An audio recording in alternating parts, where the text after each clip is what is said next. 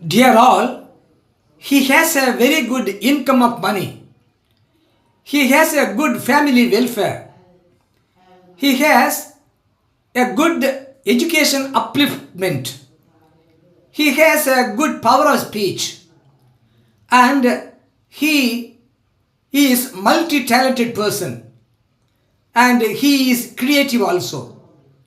இவருக்கு நல்ல பண வரவு இருக்கின்றது, குடும்ப நலம் இருக்கின்றது, நல்ல கல்வி மேம்பாடு இருக்கின்றது, நல்ல பேச்சு திறமை இருக்கின்றது, பல திறமைகள் கொண்டிருக்கின்றார், படைப்பாற்றல் கொண்டவராக இருக்கின்றார்.